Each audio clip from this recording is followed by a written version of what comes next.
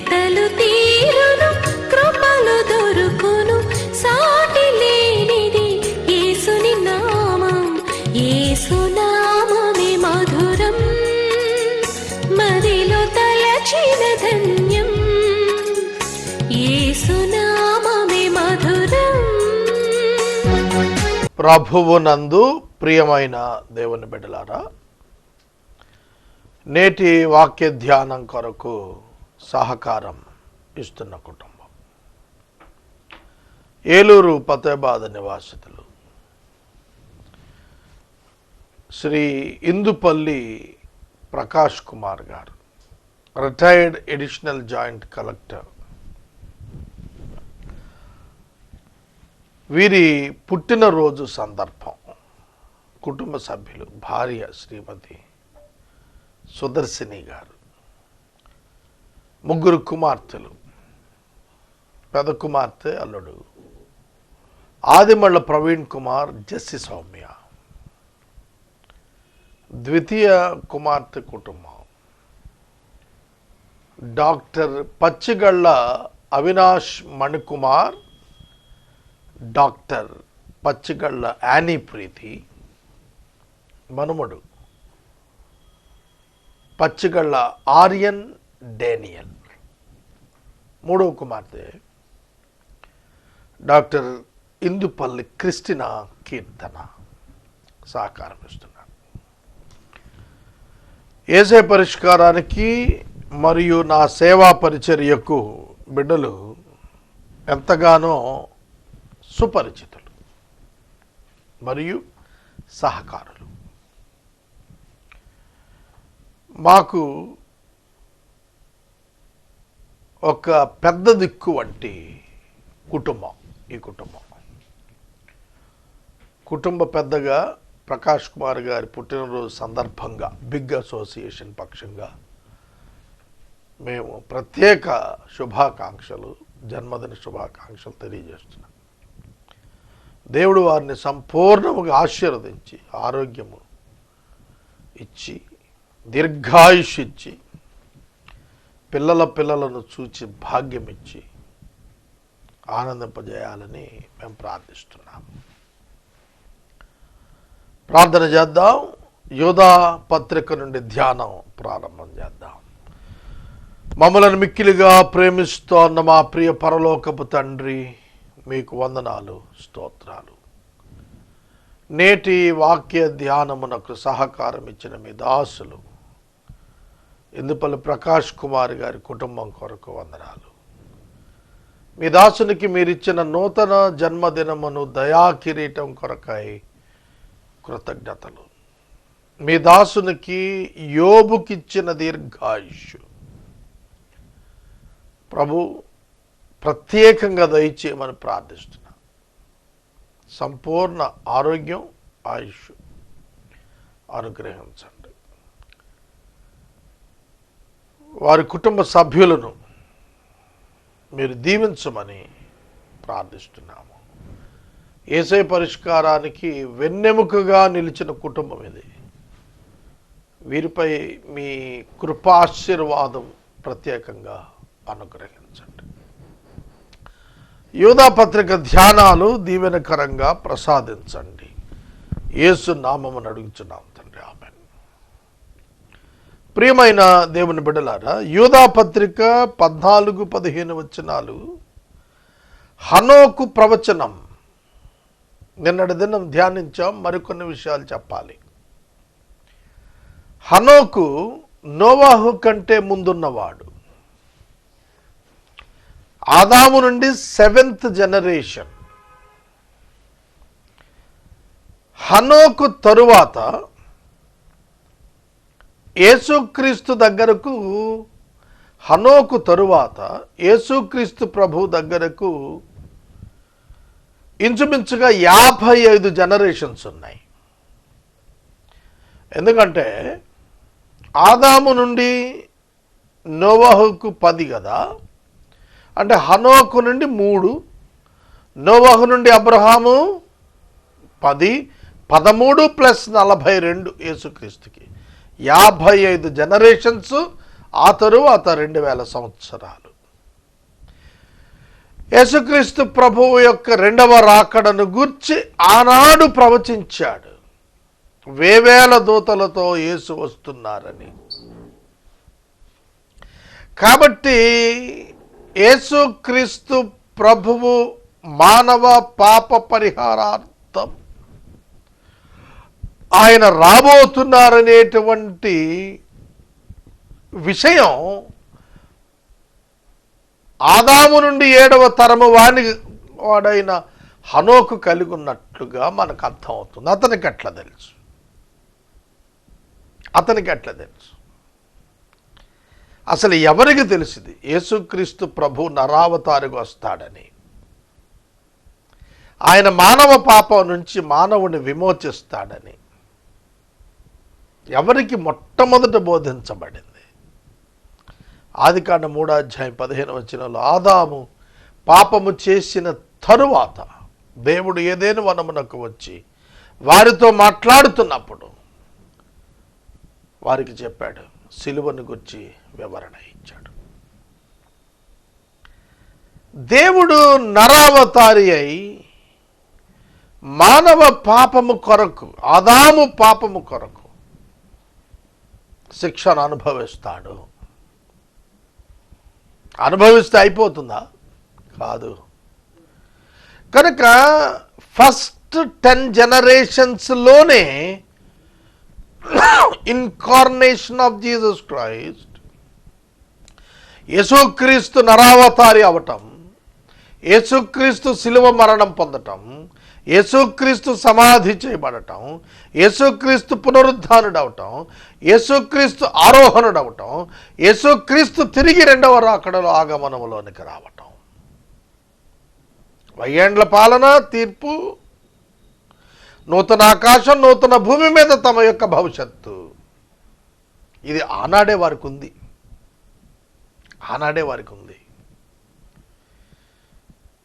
ఇవాళ ఏదో సువార్త వింటున్న మనకు అర్థమైంది అనుకుంటున్నాం మనం, కానీ ఆనాటి నుంచే వారికి అర్థమైంది.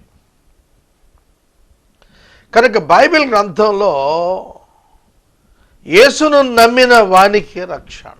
Even in the Old Testament, they believed the God who is nothing but Jesus Christ, the pre-incarnated Christ. శరీరము ధరించక పూర్వము యొక్క ప్రత్యక్షత యెహోవా వాక్కు సశరీరుడుగా 45 మార్లు ప్రత్యక్షమైనటువంటిది పాత నిబంధనలో. యెహోవా దూతగా ప్రత్యక్షమయ్యాడు. వాస్తవమైన దైవత్వపు శక్తిని ఎవరు చూడలేదు. దేవుని ఎవడు ఎన్నడు ఎప్పుడు చూచి ఉండలేదు. ఆయన అద్వితీయ కుమారుడు, ఆయన రొమ్మున ఆనుకున్నవాడే ఆయన బయలుపరిచాడు. He revealed God. Jesus revealed God. ఎవడూ చూడలేదు, దేవదూతలతో సహా. తిమోతికి పౌలు గారు రాసే చెప్పాడు, ఎన్నడూ ఎవడు ఎప్పుడు చూడలేదు అన్నాడు. మరి ఎవరు చూశారు దేవుణ్ణి? ఒక్కడే, యేసే. ఆ యేసు నందు దేవుడు మానవాళికి ప్రత్యక్షమయ్యాడు. దృశ్య స్వరూపం యేసు భౌతిక శరీరం, అదృశ్య స్వరూపం inside the body of the Christ. ఇది అర్థమైతే క్రైస్తవ్యం అర్థమవుతుంది, లేకపోతే అర్థం కాదు. ఉదయాన్నే లేచి నేను తెల్లవారుజామున బిల్లీ గ్రహాం గారి ప్రసంగాలు 2 విన్నాను. అందులో సిలువను గురించి ఒక ప్రత్యేక ప్రసంగం చేశాడు. ఈ ప్రత్యేక ప్రసంగం చేసిన కాలం మదర్ తెరీసా గారు నోబెల్ పీస్ ప్రైజ్ పొందిన 2-3 సంవత్సరాలకు చేశాడు.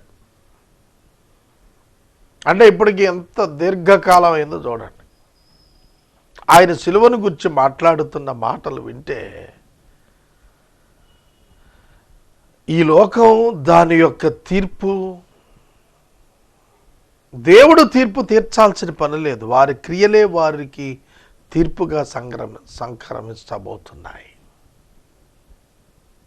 ఎంత అద్భుతం మాట్లాడాడు. సిలువ, యేసుక్రీస్తు సిలువ అతిశయ కారణం. The glory of God revealed in the cross of Christ. అబ్బా, అసలు కడుపు నిండిపోయింది ఆ ప్రసంగం వింటే. నేను మరలా విన్నాను, రెండోసారి విన్నాను ఇదే దినం. ఎంత అద్భుతం అంటే, యేసు జననం కన్యకకు పుట్టాడు. యేసు బాప్తిస్మాన్న దేవుడు, పరిశుద్ధాత్మ దేవుడు శరీరం మీద వాలి ప్రత్యక్షమయ్యాడు. రూపాంతర అనుభవం ఉంది, మిరకిల్స్ అనుభవాలు ఉన్నాయి. వీటన్నింటి కూడా పెట్టి సిలువ పక్కన పెట్టి పౌలు గలతీ 6:14 అంటాడు, సిలువను తప్ప మరి దేనిని గురించి నాకు అతిశయం లేదు.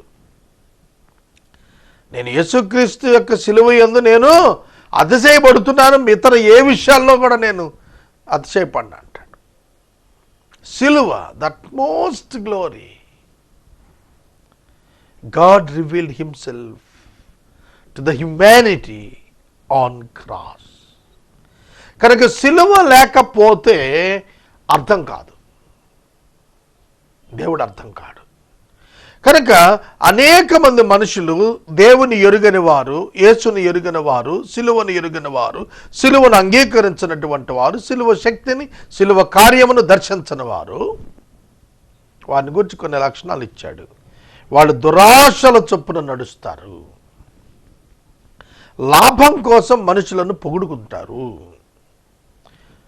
ఇష్టం వచ్చినట్టు సణుగుకుంటారు, తమ పరిస్థితులకు దేవుణ్ణి నిందిస్తూ ఉంటారు. వాళ్ళ నోరు తమను తాము ఎక్కువ చేసి మాట్లాడుకుంటారు, డంబములాడు నోరు. ఈ మాటలు వచ్చిన వెంటనే మొట్టమొదట నన్ను నేను పరీక్షించుకున్నాను. నాలో ఏమైనా ఈ క్వాలిటీస్ ఉన్నాయా? మనుషులను లాభం కొరకు పొగడటం. నాకు ఒక పెద్ద ఆయన, సేవలో చాలా కాలం ఉన్న ఆయన ఫోన్ చేస్తూ ఉంటాడు. ఆయన మనుషులను ఎంతగా ఎగ్జాల్ట్ చేసి పొగిడి మాట్లాడుతుంటాడో నాకు చాలా ఆశ్చర్యం వేసింది. ఎంత పెద్ద మనసు ఉందా ఆయనకి అని. కానీ అదే మనిషి అదే వ్యక్తిని, ఎవరినైతే పొగిడాడో ఆ వ్యక్తినే క్షణాల్లో తోలనాడేసేటువంటి వాడు. లాభం కోసం పొగుడుతారు, లాభం లేదనుకుంటే సణుగుతారు, నిందిస్తారు. ఇవాళ పొలిటికల్ సినారియో మనం చూస్తున్నాం. ఖచ్చితంగా ఇది కనపడతాళ్ళల్లో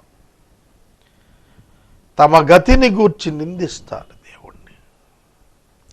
ఇది నేను కొంచెం వివరింప ఆశపడుతున్నాను. ఎందుకంటే మనకు సంభవించున్నవి అన్నీ మేలు కొరకు సంభవించుచున్నవి అని ఫుట్నోట్లో దేవుడు సంభవింప చేస్తున్నాడు అని రాశాడు, రోమా 8:28 నుంచి.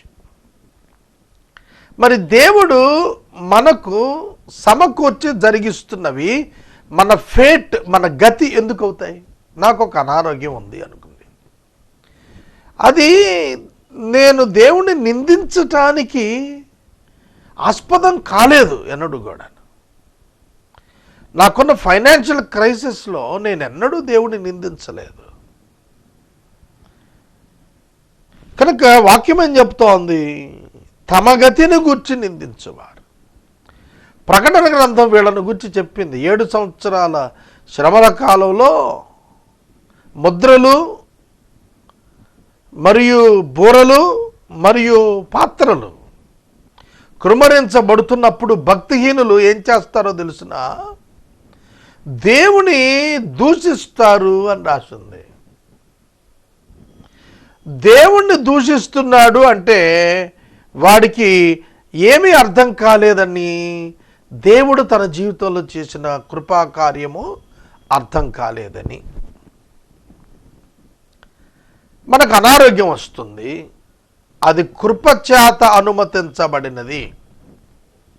మనకు ఆర్థిక స్థితులలో పరిస్థితులలో సమస్యలు వస్తాయి, అవి కృపచేత అనుగ్రహించబడినవి. వాటి యందు దేవునితో మనకు సంబంధము, ఆయనను గురించిన అవగాహన పెరుగుతాయి. ఒక మేజర్ ప్రాబ్లం, నేను ఇవాళ మార్నింగ్ ఇంట్లో నేను నా వైఫ్ కూర్చున్నప్పుడు అనుకున్నది, నాకు ఒక బ్రదర్, ఆమెకు 3 బ్రదర్స్, 3 ఆవిడికి తమ్ముళ్ళే, నాకు తమ్ముడే. నా తమ్ముడు చనిపోయాడు, యంగ్ ఏజ్ 37 ఇయర్స్, అప్పుడు వాడు చనిపోయాడు. ఆవిడ 3 తమ్ముళ్ళు చనిపోయారు. ఒక విధంగా ఆవిడ వాళ్ళ ఇంట్లో ఒంటరి ఆవిడ, నాకు ఇంకిద్దరు అక్కలు తోడు ఉన్నారు కనుక నేను ఒంటరి అని చెప్పలేను, కానీ బ్రదర్ అయితే నాకు లేడు, లాస్ నాకు తెలుసు. మాకు అనారోగ్యం వస్తే ఎవరున్నారు, ఎవరు వస్తారు, ఎవరు అటెండ్ అవుతారనే భావనలు వస్తాయి. అప్పుడు దేవుడేంటి ఇట్లా చేశాడు? దేవుడు మనకంటే చిన్నోళ్ళు, మనకు అసిస్ట్ చేయాల్సిన వాళ్ళు మనకంటే ముందు అసిస్ట్ చేయించుకొని వెళ్ళిపోయే పరిస్థితి. ఇప్పుడు ఇది గతి అంటే వీ కెనాట్ చేంజ్ ఇట్. ఇది దీన్ని గతి అంటారు. జరిగింది. ఇప్పుడు మేము దేవుని స్తుతిస్తామా, నిందిస్తామా? I praised God for the deaths of my brother and my brother in laws. ఎందుకంటే వాళ్ళు శ్రేష్ఠ స్థలంలో ఉన్నారనే భావన. కనుక ఒక న్యాయవంతుడైన దేవుడు ఆపరేట్ చేస్తున్నాడు మన లైఫ్. అనారోగ్యంతో చాలా సఫర్ అవుతున్నప్పుడు గాడ్ ఈజ్ జస్ట్, దేవుడు న్యాయవంతుడు. ఆయన్ని ఇన్ పెయిన్, బాధలో నొప్పిలో స్తుతించగలగటం విశ్వాస లక్షణం. నొప్పిలో దూషించటం అవిశ్వాసి యొక్క లక్షణం. కనుక in many experiences in my life, నేను చూశాను నా వ్యక్తిగతంగా ఎన్నో విధాలైన పరిస్థితులు. ఒక్కొక్కసారి అనిపిస్తుంది, ఏమిటి మనం ఏమైనా పోగొట్టుకున్నట్టు అనిపిస్తోందా అనిపిస్తుంది. కానీ వాటిల్లోనే ఎంతో కృపను మేము పొందాము. ఈ మధ్యన నేను ఒక వీడియో చూశాను. అందులో అక్కినేని నాగార్జున వాళ్ళ నాన్నగారి పేరు మీద అతను నేషనల్ అవార్డు ప్రకటించి దాన్ని మీటింగ్ పెట్టాడు. అందులో అతను ఏం చెప్పాడంటే, సినిమా నాకంతా ఇచ్చింది, నా తల్లి నా తండ్రి సినిమానే, నేను కలిగి ఉన్నదంతా సినిమా ఇచ్చింది అని చెప్పాడు. వెంటనే నేను నా అంతరంగంలో నాకు నేను చెప్పుకోగలిగాను, ఓహో నీకు సినిమా ఇచ్చిందేమో కానీ నాకు నా ప్రభువు ఇచ్చాడు.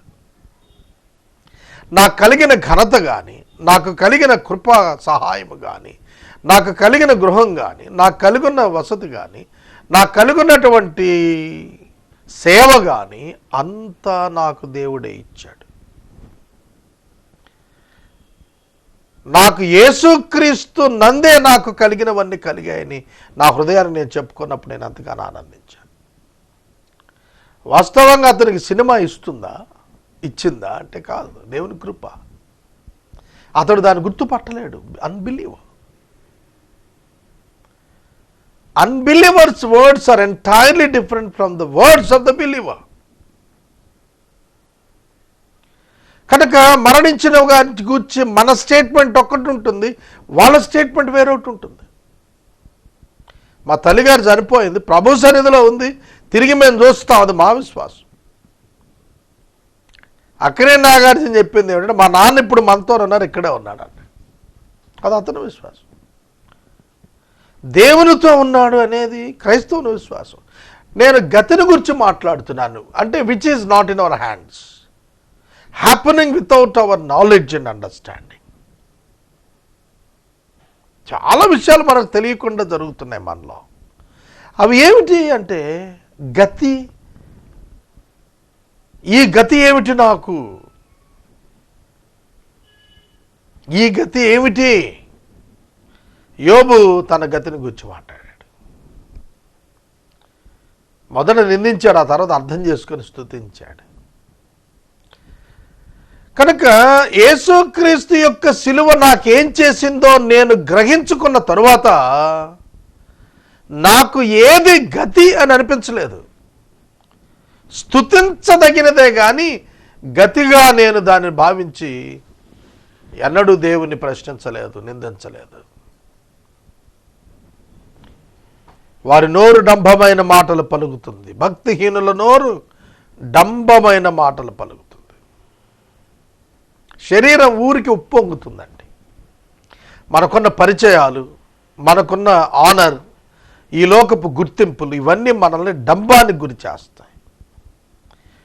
ఉన్నది చెప్పుకోవటం డంబం కాదు, ఉన్నదాన్ని చూయించి లేనిదాన్ని గురించి వ్యాపింప చేయటం డంబం.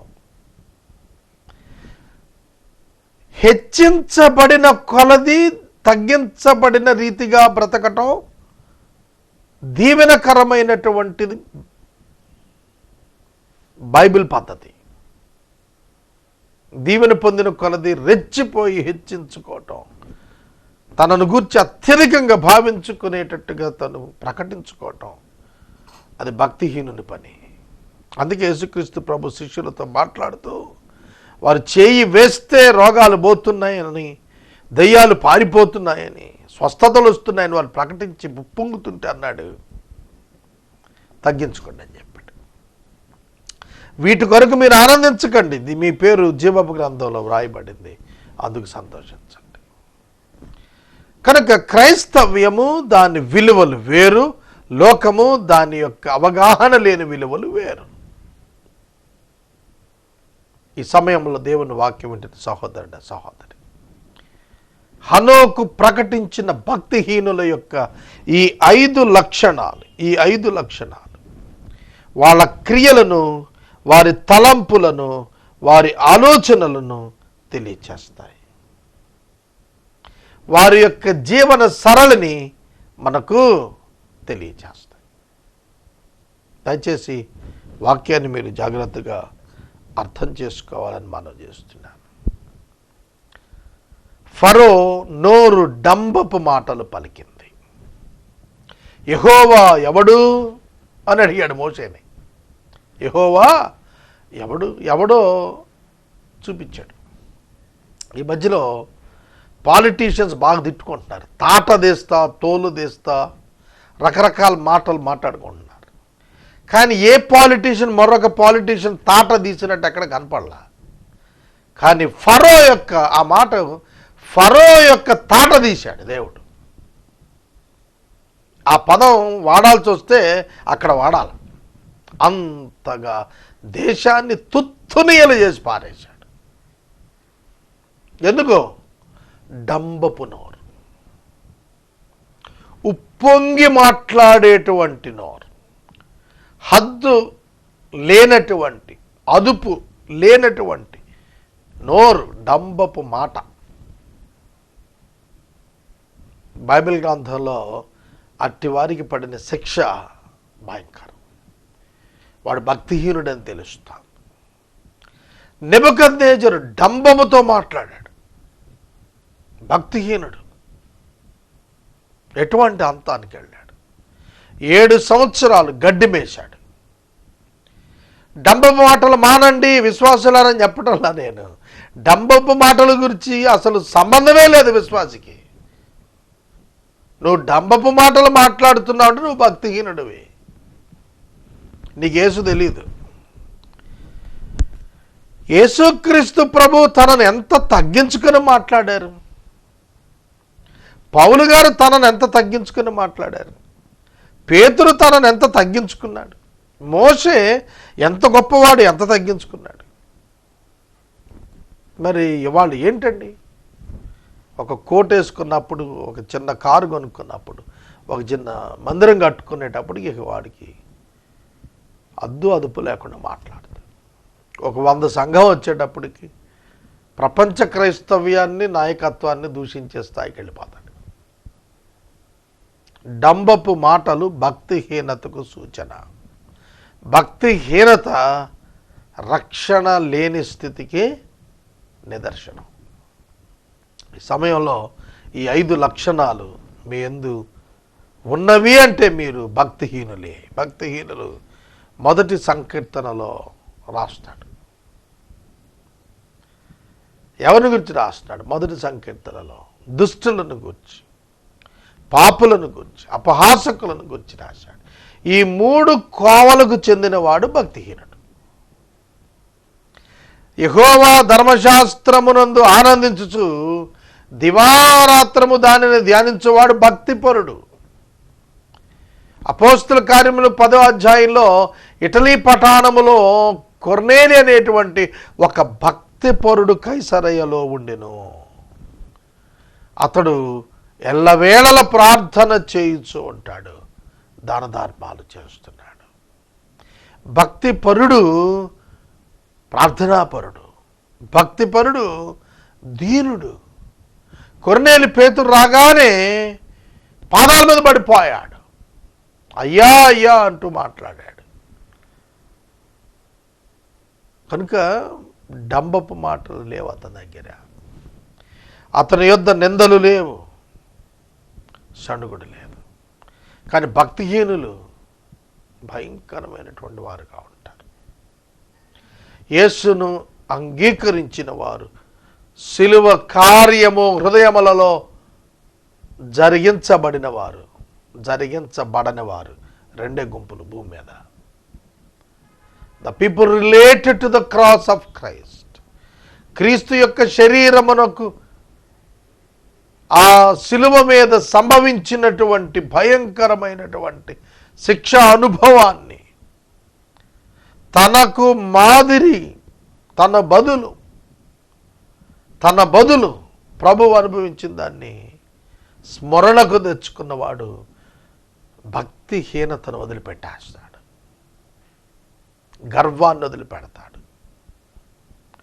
దేవుణ్ణి స్తుతిస్తాడు. ఏమిటో తెలిసిన, నా శిక్ష గతించింది సిలువలో, నా శిక్ష నశించింది సిలువలో, నా శత్రువు నశింపజేయబడ్డాడు సిలువలో, నా కొరకు ప్రభువు పునరుత్థానుడయ్యాడు.